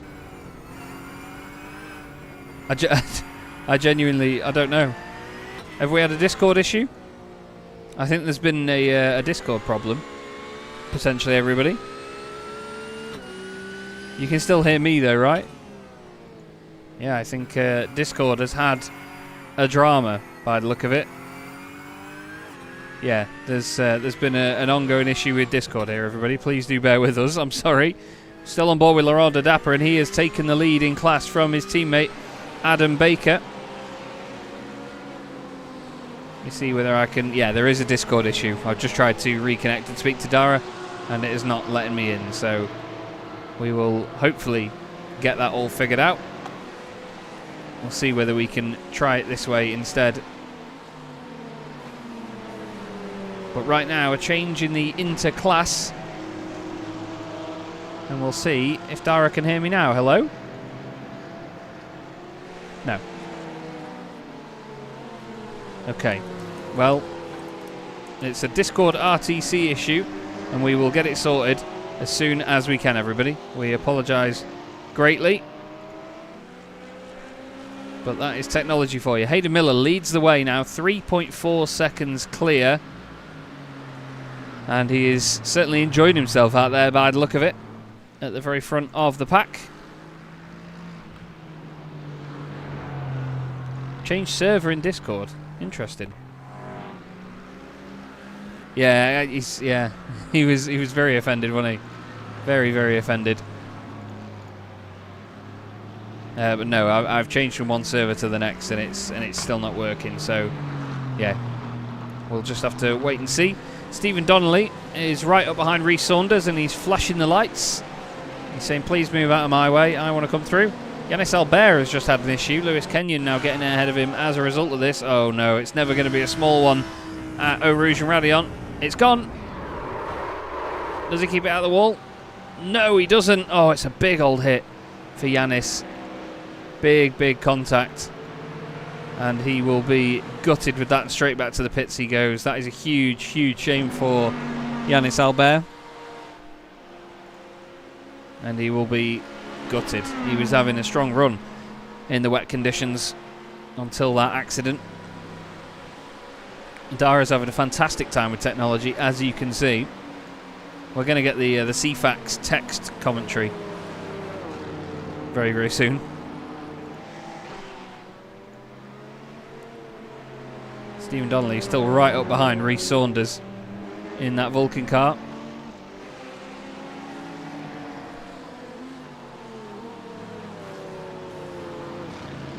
Let's try this again, shall we? There we go. We're back. Hello, Dara. Hello. That was easy, wasn't it? I bet you enjoyed that bit of peace and quiet without me. Well, I mean, I put you on the YouTube so I knew what was going on. But so I wouldn't do that. To you sadly, even I don't know what's going on. But you know, I just said something and you just never replied, and then all of a sudden my video broke, and it's great. But yeah, here we go. 17 minutes left. We'll get there in the end. We will. Miller has got that gap, hasn't he? I mean, that's realistically he's not going to catch that, is he? Unless Hayden makes a big mistake. But he might do with the traffic that we've got. Stephen Donnelly and Rhys Saunders fighting over 13. Fighting is an understatement. They are throwing everything at each other here. Stephen Donnelly round the outside eventually of Rhys. Will he hold on to that? Well, we'll have to wait and see, because he's been pushing so hard. Whoa, big slide by Rhys Saunders. Big squirrel on his back. Laurent de Dapper leads the interclass right now with Adam Baker in second place. The two of them are separated by not a massive amount from Daniel Miller, who is leading in the club class. Daniel's got a 37-second lead in class over Steve Rubino. Just to show you that, let me just try and figure out their overall positions, 17th and 24th. If I do this, that's where they are on track compared to each other. That's a hell of a lead, isn't it? I think you're going to be feeling pretty safe at the moment if you're Daniel Miller. He's going to be able to pit and come out if he had to pit and come out in front of Steve Rubino. So he's very, very safe where he is at this stage. I mean, he's got a minute over P7. That's how big of a gap he's got. Having said that, there's a minute over P9 in both Pro and Inter. It's because how this race has gone in the end. Marius Hibmer in P9, right behind Jean Breitenbach. That's a battle to keep an eye on for P8. Marius will definitely feel like he can get that position back after, running right at the front of the field, picking up that black flag in the pit stop phase, which is what's put him so far back. But only 15 minutes to go, not too much time to recover now. No, that's the thing. I mean, there isn't a long time left in this race. The rain is still coming down, though. It's still battering the windscreens of these cars. So really, they can't be thinking too much about a drying line. The temperature of the tyres is obviously forming a bit of one, but you can see there's a river through Les Combes. So much standing water there. That's insane through that part of the circuit. Marius Hibmer is now up behind Jean Breitenbach. What was the gap there between the two of them before? About 8 seconds? Marius has reeled him in quickly. Yeah, he really has. Good work from from Marius. I thought they were both going wide there. Somehow they didn't. John still not on the optimal line, but it's just trying to get away from that wet part of the circuit and just keep on those dry lines. You can see how wet that inside line is, and so running right the way around the outside of the corner is probably beneficial. And you can see it once again here, that dry line, if there is such a thing, is on the outside. Marius nearly getting a bit of a snap of oversteer. It's just tricky to control these cars. 14 minutes to go. Hayden Miller's just started another lap. 2 minutes 40 is what they're lapping at. I mean, we've got another, 6 laps, I think? Yeah, not even that, I don't think. Yeah, it will be 6. Will be 6. It's going to be short stuff as they now head into the chicane. Marius, you can see the car squirreling around on the brakes. They definitely don't look stable right now, do these cars? They're giving us a lot of body language to judge. They're really moving around. The Lamborghini of Andre Muntian really floating sideways. He's starting to catch up a little bit with Adam Baker. He did a 2 minutes 44.9 last time round, did Andre. And the car in front did a 2:46.5. Adam clearly not doing his finest work in these conditions. Oh, Danny Weir had to retire. Bless him. Littleland's woken up. Sorry to see it, Danny. Hope Littleland's all good, and I hope you are too. Thanks for letting us know either way. It's always intriguing because it can worry you sometimes, can't it, Dara, when a driver just pulls over and stops, and then we're like, oh God, what's happened? I've had it before where I can't remember which driver it was. It wasn't while I was commentating, but it was on a broadcast I was watching where somebody I think they had a candle in the room or something, and it ended up setting a curtain alight or something, so they had to pull over. It's insane. Good thing they weren't in VR. Oh, would look funny in VR, wouldn't it? Yeah, well, it wouldn't. Obviously, yeah, my house burning down would have been hilarious. Well, yeah. Oh, that's not what I meant. Funny. You know what I mean? Oh, Dara. You know what I mean? Oh, that's not hilarious either. No, that is not what you want to do. Coming out of Brussels, it's going to be the outside line for Marius going to work out in the end, and Marius is up into P8 ahead of Jean now. As he will now come down in towards P1 in front. Let's see if he can pull away. I mean, a 4-day Hendu doesn't sound bad, though, does it? No. Me. I thought they cancelled. I was supposed to be the entertainment. Sign me up. What? You are, Dara. Flipping heck. It's all coming out tonight. Laurent de Dapper, 13 places gained in class, leading the way. He's gone 20 places off overall. Oh, God. LS Racing 1-2 in the Inter class right now. Andre Muntian wants to change that, though. He's 3.7 seconds back, and he is gaining and gaining. Daniel Miller, well, he's I imagine taking it a bit easy now, isn't he? A 36-second lead. He's surely got to just sort of coast it home, really. that gap might come down as he takes it easy, surely. Yeah, you'd expect him to, because there's no real need to push on from here. And he's got that gap, got that margin, he's got the win in the back pocket. There's just, nothing to really gain from this position. There's only something to lose. So definitely a good spot to be in for Daniel Miller. There's going to be a nice 100 points heading towards his tally in the standings in about 12 minutes time, give or take, whenever he crosses the line, to finish this one. I mean, this could be one of those races where, depending on where the leader starts the final lap, and depending on where you are compared to the leader, this could end up being a 1 hour, 4 minute race rather than just the 1 hour. Yeah, it's weird, isn't it, like that here at Spa. We've both covered races here, I'm sure, before, where they've probably gone on to the last lap with, like 5 seconds left to go. And people will run out of fuel as well, because it's a much longer lap here. So to take an extra lap's worth of fuel is obviously a lot longer in the pit boxes. So when you do see a change in a strategy, or if somebody tries to short fuel it, then they can really be taking a risk around a track like this. It's not easy, and I think there's a few guys in here that will be hoping that the race does cut it as close as possible to that 2 hour mark, because I think there's quite a variety in the amount of time people have been in the pits. It's usually around 20 seconds, because a lot of them are taking tyres, but I see a few in there that have 18 or 19 seconds. 2 seconds worth of fuel makes a big change. Huge change, especially when you're coming into the pit lane at that time in the race, with 3/4 of an hour left to go, 40 minutes or so. So, yeah, no surprise there, really. You have those big swings, those big differences. But yeah, it could be really important come the end of the race. I mean, whenever we talk about, running out of fuel and everyone thinks the race is going to be shorter, or, they don't expect to have to do that extra lap, I always think back to the Formula E back at Valencia, I think it was, in 2020. But yeah, prime moment when everyone didn't realise the race was going to be 1 lap longer. And I think about 4 cars had energy towards the end of the race. Yeah. And we're all crawling at the end. I think it was quite literally a race for a 4th or something at about 12 miles an hour. It was incredible. But yeah, hopefully we can avoid that. I think we probably will. Yeah, I reckon so. I mean, we've both covered races before where we've had drivers pushing one another over the line because their teammate ran out of fuel. I think in Formula CDM in the America Series, it was John Tusting, wasn't it? He sacrificed a position to help his teammate cross the line. Oh, Reece Saunders has damaged the car. That is coming down out of Pouhon. He's in the middle of the road. Needs to make it predictable for the guys to come through. Reece Saunders, for the second time tonight, going off down there. He's not enjoying this certain part of the circuit. Oh no, it's already gone. It's already gone, just so gradually. You could see the way that the front was balanced or imbalanced with the rear. And you know what? He's done really well there to keep it away from the rest of the circuit. I'm not sure he had too much to do with it, but oh goodness me, we cut back to him and he's still sideways. He's still having the accident 20 seconds later. It's insane.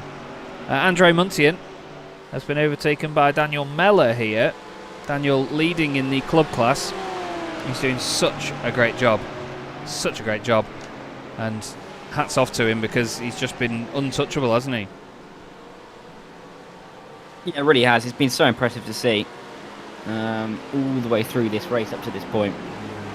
And again, good to get yourself a really good footing in a championship like this. 10 rounds, not the longest time. You blink and you miss. It's only a couple of months long. We'll be finished with this championship by the start of June. And to be able to give yourself a really good platform to build those points and build that championship off of is, I think, really going to be quite exciting for him to look forward to in the next few weeks, to see where he can go from here. He's not going to be chasing results anymore, as Mike Barber looks to ironically try and cut back to the inside. I was going to say he's trying to trim some of the vinyl off. Have one of them, he says. Sod your vinyl. Flipping out. I don't think that was legal. That was cutthroat. There. I'm not going to suggest that the skippers should do one thing or another, but I'm not convinced you're allowed to do that. Oh no! I shouldn't laugh, but I did. Oh my word! It wasn't even Mike Barber. He was just the innocent bystander here. He's just sitting there going, "Oh, all right then." Bang! Into the barriers goes Andre. That was horrible. There's what remains of his car. Oh! Hayden Miller is... Who else? Who's in that with him? It's like the Red Arrows. We've got... That's Rob Mackay just in front of him. Steve Rubino. Second in class at the moment is Steve. Hayden Miller trying to cut his way through the traffic. Matt Stacey's in there as well. And I think Andrew Larkman. Yes, it's Andrew Larkman in the Porsche. I'm not used to seeing Andrew in a white and red car, more in the white and blue McLaren from last season. Hayden gets through that group quite quickly, though. We've got Barney asking if the Sunday Showdown premiered on Monday. I'm not sure, I'm afraid, sir. That's not my domain. If you go over to the Superstars broadcast, also on our channel right now, and ask Paul, he will probably know. He's the one that does the hard work. I just turn up and talk rubbish. Whoa! Stephen Donnelly. He's going to need some new overalls after that there. Wesley Van Ren having a right old moment at Blanchimont. Yeah, not necessarily too easy for him. Stephen Donnelly takes that little wider line through there. We'll continue on. But let's see. I mean, there's only a few minutes left to go in this race. There's only going to be a handful of laps. Donnelly doesn't really want to overdrive the car. Yes, not loads of points in hand, but better to get your points for 12th rather than try and go for 11th and bin it and lose everything you've got so far. Very true. Wesley is just there, though, right in front of the frame. With where Hayden Miller is on the track, I think we are going to get just 2 more laps when he crosses the line. So these guys have 3, including this one. So Donnelly's got time. He absolutely does. Gets to try and make the moves on Wesley Van Ren. Both of them have gained good places so far. Matt Hoyland has gained 16 spots overall to get into the top 10. He's having a fantastic night, really. And, oh, dearie me. That was very close stuff. Oh, yeah, sorry, Nathan. I forgot that you were in the chat there, Sunshine. My apologies, sir. Nathan Anstis, another one of the wonderful people here at SRI. As these two are having a right old ding-dong. They're proper floating around, aren't they? Wesley Van Ren trying to keep that Porsche on the straight and narrow, which is hard to do when it's turned into a boat. That Corvette just... It looks so menacing, doesn't it, all the time? It looks like a nimble and speedy little car, even if it is made of plastic. It really does. It's not... It's not the... well, I mean, it's difficult to look at in the mirrors, isn't it? That's for sure. Especially if you're being chased down by it. Wesley's just about going to hold that one on. I keep thinking that says wrench on the front, but it doesn't. It says wench. Oh, it's quench. Oh, it says C at the front. I thought you were saying I thought that says wench on the front. Back to the 1950s. That's what I did say. I didn't realise there was a C. Well, when you look at it, when you look at it from there, when you've got the airbox, yeah, you almost missed the C. Darathaka live from 1955, everybody. Oh, dearie me. Wench Esports. Goodness. Andrew Larkman fighting with Rob Mackay over this position. The two of them are glued to each other as they head down towards Bruchet. And now Rob is trying to take that tighter line. Look at the greased sort of slick inside line. Oh, he floats it around there. It's incredible. It's like watching Speedway. You've got Steve Rubino ahead of them as well. Yeah, Nathan Hanst saying it's paper mache, isn't it? Yeah, it's made of plastic cheese. That's what it's made of. American cheese, through and through. It's the American Ferrari. Yeah, cheese string. Oh, do they have them in America? I wonder if we tell them about cheese strings. I think we're mental. You say try and get someone from Texas to pronounce Baby Bell. It'd be brilliant. Wait till they hear about free healthcare. That'll blow them. Yeah, you've got to pay for your medical bills, but you can have a gun. Anyway, Hayden Miller leading the way. Someone told me today, it's actually, you have to have a license to have a concealed weapon. So to have it like in your belt or something. But if you want to just strap it to your backpack and walk around with it in the open, you don't need a license to do that. Changes state to state, I think. It's just mental. Anyway, enough about that. We don't want to get political. Stephen Donnelly and Wesley Van Ren's are side by side here.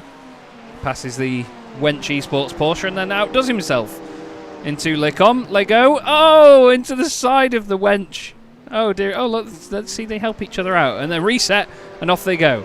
But Wesley has got a black flag, unfortunately. That's one too many incident points for him. Hayden Miller has crossed the line and started what will be the final lap of this race. And it has to be said, Dara, I think we were both a bit concerned for Hayden's welfare at the start of this race with such a strong lead, because last time that happened at the Hockenheim Ring, he faded away in the mid part of the race. But here in the wet conditions, he's just thrived, hasn't he? Yeah, he's got it very comfortably for now, and he built that gap. He lost it over the course of the pit stop phase when we got into these wet weather conditions, but he got back to the lead and has since built it back up again. He has been imperious at the front of the field. Really, really good display from him. And it's difficult to pick any holes in, apart from maybe a couple of poor moments on that out lap after getting onto the wet tyres about 45 minutes ago. But nothing really that he's done wrong. Pole position, fastest pace across the race. It's just been perfect from him tonight. And hats off as well to his teammate Serge Plurg. Second place in the McLaren. We were saying earlier about how under the radar he was for the first sort of 15, 20 minutes of the race. We didn't really see anything from him. There was battles going on ahead of him, and so many of the drivers were just going head-to-head lap after lap that he faded into a bit of insignificance, which is not really what he tends to do. But yeah, he's come back strong, hasn't he? He certainly has, and it's been really good to see, actually. A really, again, solid display. Good points that are going to go on the board for him as well. So, good start for his championship. Struggled in season 11, but he looks like he's back on top form again at the start of this one. And these wet weather conditions have really suited him. And you have to add in the fact that he's really the only McLaren at the front of the field. So, yeah, that's an interesting little factor as well. Yeah, Barry Wenman is the next McLaren back, and he's 21st. I mean, Barry's had a fantastic race tonight, actually. 22 places gained, 14 positions gained in class as well. So Barry, well, gaining positions was a case of when, not if, and he's really been climbing the order in a strong manner. I'm just trying to see if there's anybody else that's gained more in class than him, and there isn't actually. Laurent de Dapper, who's on his way to go and win in the interclass, has gained 13 positions in class actually in what has been a solid drive through, and looks like he's going to take the win. But into the final couple of corners, the Aston Martin of Hayden Miller emerges round the corner from Blanchimont, hard on the brakes into the bus stop, and a difficult race will come to a close with the Scotsman taking the race victory. Hayden Miller wins at Spa in the SimRacing International GT3 Championship, and you can see just how happy he is with that one. He needed to keep that last lap together. He did so, and he takes a 1-2 for Vulcan Motorsports. Sure, it's Vulcan Motorsports Gold and then Vulcan Motorsports Cardboard, but William Humphrey has taken third position, and the sound of that thunderstorm is the Aston Martin doing donuts just in front of us here. God, it sounds absolutely awful. Laurent de Dapper is going to be next to cross the line in terms of class winners, but we ought to keep our eyes on the finish line. Ignace Wincheshevsky finished 4th, Sam Darbyshire 5th, Lewis Kenyon 6th ahead of Robin Noel Brown. Robin's just coming up to Blanchimont right now ahead of Marius Hibmer, who, don't forget, he had a he had a stop and go penalty in the pit lane earlier. He was stationary for a minute in the pit lane, and he's going to finish, well, only a second off Robin Noel Brown. It's not bad. Not a bad effort at all, considering 8th place as well. Yeah, really good result from Marius in terms of a recovery. He's so close to P7 as well with Robin Noel Brown. Maybe if he had one more lap, could have got it, but in the end, at P8 will be where he finishes. I'm sure he'll be slightly disappointed not to get that win, but still, good result all the same for him. Yeah, absolutely. Let's have a look then. Where is Laurent de Dapper making his way around the final part of the lap? We're going to get a lovely shot here, actually, because just behind him on track is Daniel Meller, and Daniel is going to win in the club class. He's been absolutely flying as Daniel as well. He was 3 seconds faster, nearly 4 seconds faster than Laurent de Dapper on that previous circulation. Daniel Meller has definitely been one of the drivers of the night. He definitely hasn't gained the most positions in the race, especially not in class, but he's been an absolute superstar in terms of his pace and his consistency. I mean, he's got a 46-second lead in class, for God's sake. It's unreal. He really has put the others to bed tonight. But on to the brakes for the final time comes Laurent de Dapper in the LS Racing Porsche. This is going to be a great result for them. Laurent rounds the final corner, and he takes the win in the interclass here at Spa-Francorchamps from Daniel Meller, who wins in the club class. Adam Baker completes an LS Racing 1-2 for the team. And Marcel Breitenbach in the background is third in the interclass. And that should, I think, complete things. Chris Jennings might be the final car to cross the line. Don't think Chad Henson is going to be, maybe, I don't know actually. But Chris seemingly likes the number 2 because he's car 222 and he finishes P22 on the road. And he crosses the line. And Chad Henson, I think, will be the final car in the Mercedes. But, wow. A busy race in the end, Dara. It was quite laid back at the midpoint, I'd say. And then it suddenly went nuts. It did. I mean, also to put into perspective how good the win was for Daniel Miller, he would have finished P2 in that interclass. Yeah. You know, like he obviously won the club class, but if he was in the interclass, he still would have got a podium, right? Incredible result for him. And yeah, really nice to see towards the end of that race a couple of those battles heating up, particularly at the front of that interclass field. But yeah, good results, I think, generally, but those big gaps, of course, due to the rain. Yeah, it was crazy how much it spread out, actually. Hayden Miller takes the win in the overall and pro category. Serd Plurg finished second, 1-2 for Vulcan Motorsports ahead of William Humphrey and Ignace Vinciszewski, with Sam Darbyshire making it, well, 5 Vulcan cars in the top 6, actually, with Lewis Kenyon there as well. Robin Noel Brown is 7th ahead of Marius Hibmer. Jean Breitenbach finishes in 9th ahead of Matt Hoyland, who completes the top 10.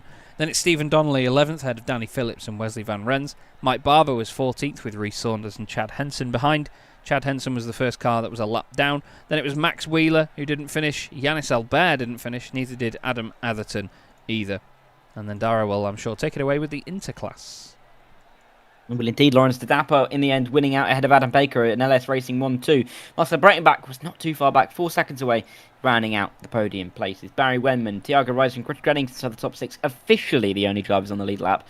But don't really take that as verbatim because the other drivers were just lapped that extra time by our overall race winner. James Hayworth, David Hutchison, Lewis Hamilton, Barry Wenman, all in that category of a lap down inside the top 10. It actually 2 laps down for John Lubrick in 11th and 3 laps down for Andre Muntian and Mark De Vries. It's going to get a little bit hazy the further back you go and who gets points. Menno Blum, of course, did so well last week, only P14 this week after getting caught up in the instant off the start, as did many of these guys.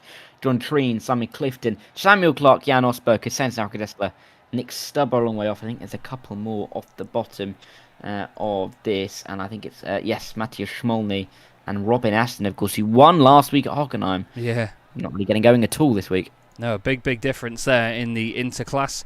And then it comes down to the club class with Daniel Miller taking the win. And look at that, Andrew Lartman a lap down on him in the overall result. Rob Mackay finishing in 3rd place, Steve Rubino 4th, and Stuart Rice in 5th. Pete Piver finished 6th with Owen Stewart 7th, Andrew Fellows 8th ahead of Matt Stace and Michael Rhodes. Rachel Huff was 11th with Daniel Poole and Andy Chell 3 laps down, Jan Nage 12 laps down, Danny Weir 13 laps down, and Gareth Newton 14 laps down by the time the race was completed. Sorry, I was a little bit bewildered for a moment there because my son chose just that moment there where Dara was doing the results to come down and tell me that he can't sleep because he can hear me. It was interesting thing to have a go at me about. Either way, we have now got to put some music on and we'll speak to some drivers and see what they made of tonight. And I'm going to be selfish and drag in the race winner, Hayden Miller. Hayden, a slightly different week to what you had last time, but you must be very, very relieved now to have taken that. Yeah, very, very relieved. Coming into, I believe last week in the interview, I wasn't having too much hopes for the wet. I love Spa. I'm really fast at Spa until the wet, and I was going to be nowhere unless I got some help. So I seeked out that help, and yeah, he taught me all this. So yeah, it was a week or like 3 days of setup tweaking, everything. I had 3 different versions of setups. I had yeah, it was just there was 3 different versions. There was dry setups, there was a mix between wet and dry, another mix between wet and dry, and a wet setup.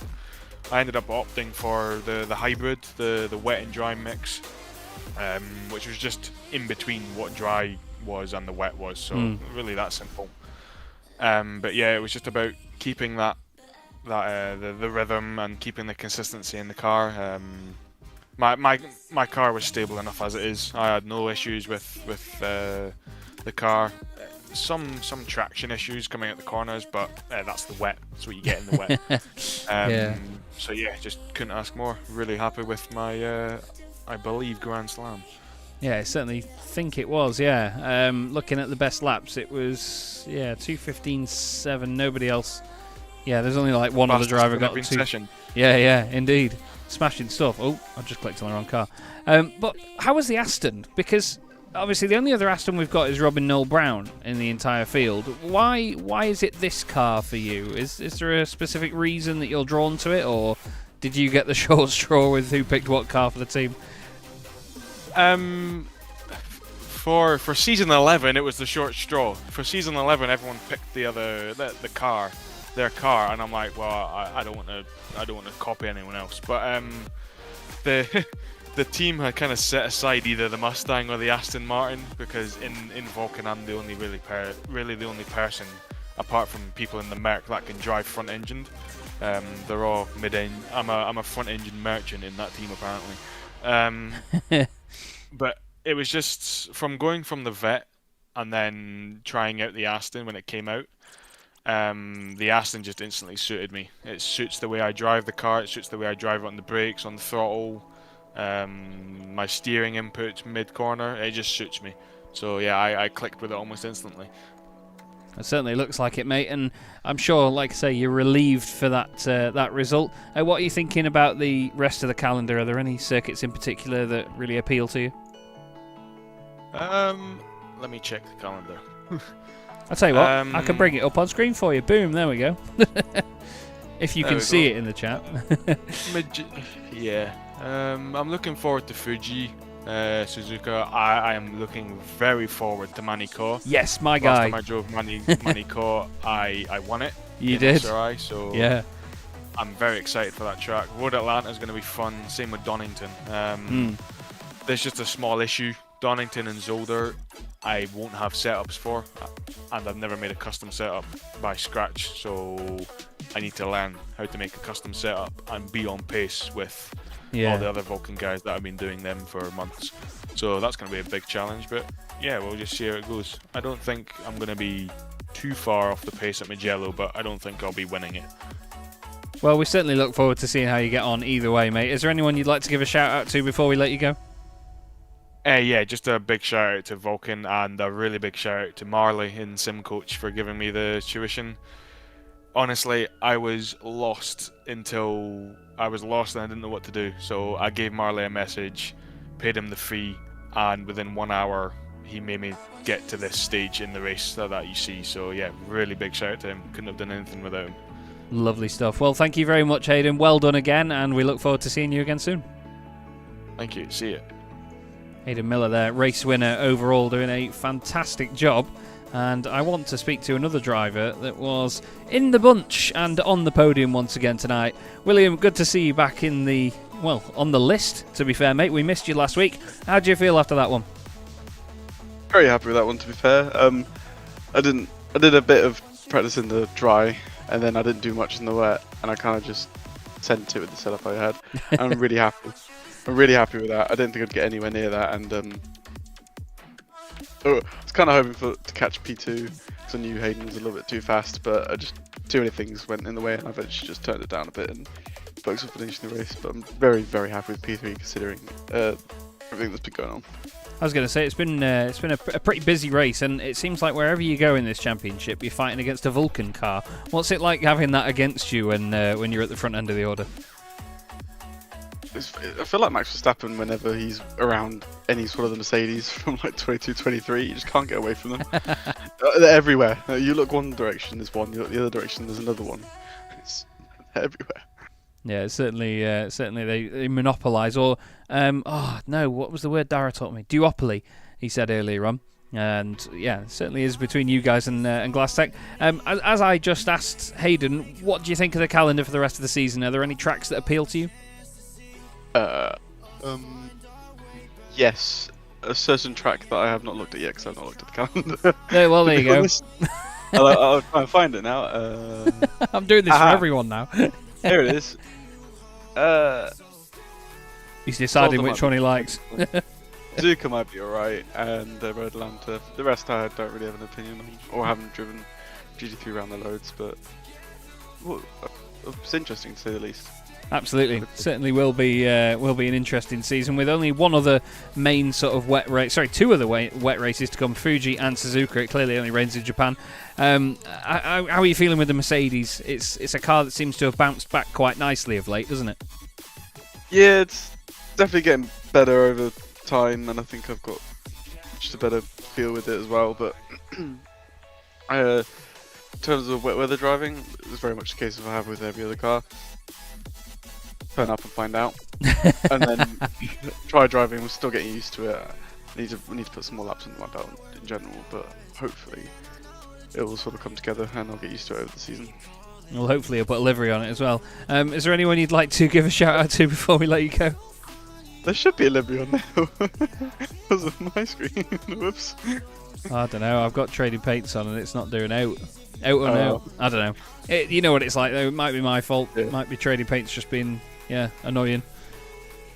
Oh well.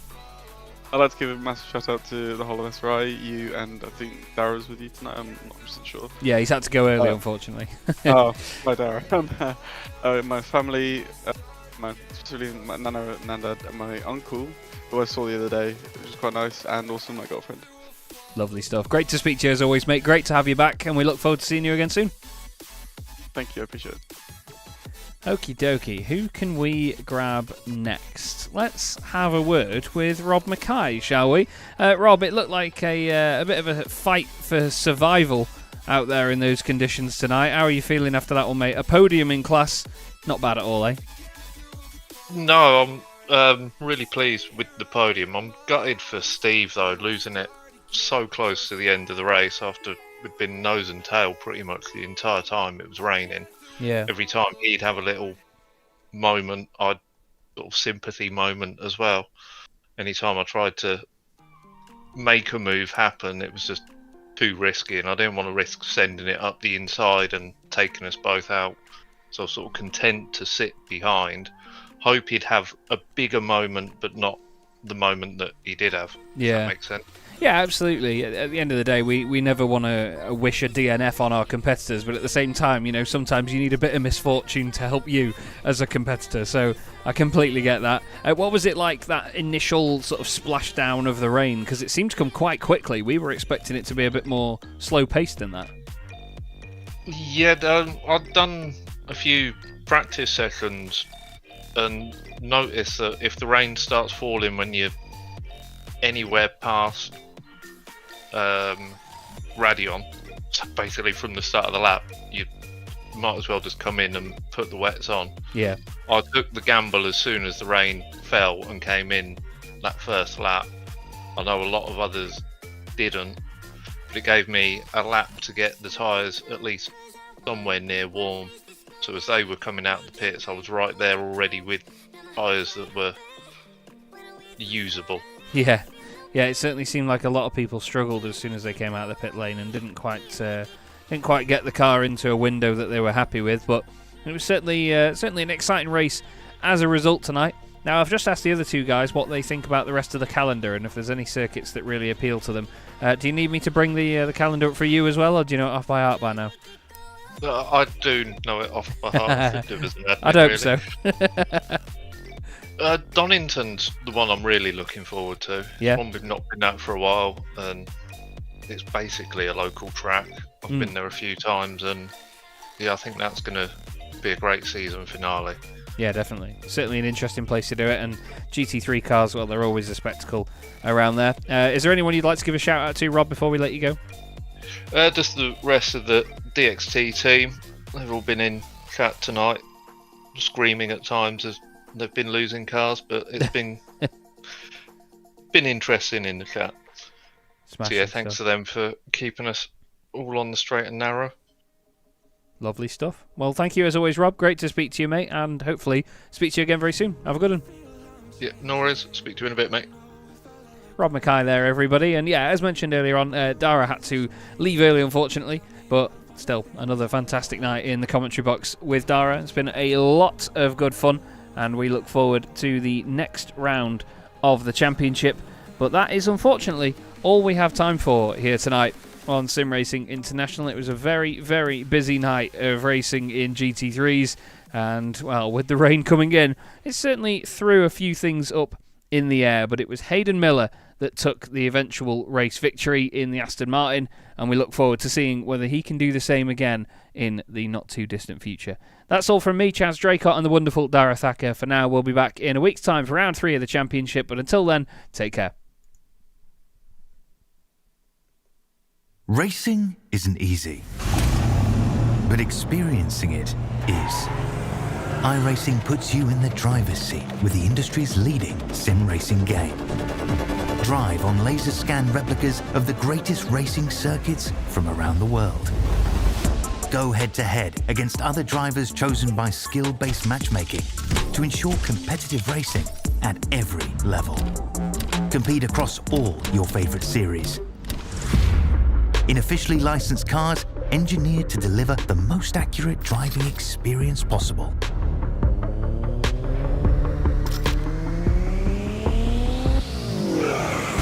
Join a race or host your own with players from across the globe. Race against the computer or in a league with friends. Feel the thrill behind the wheel. Visit iRacing.com.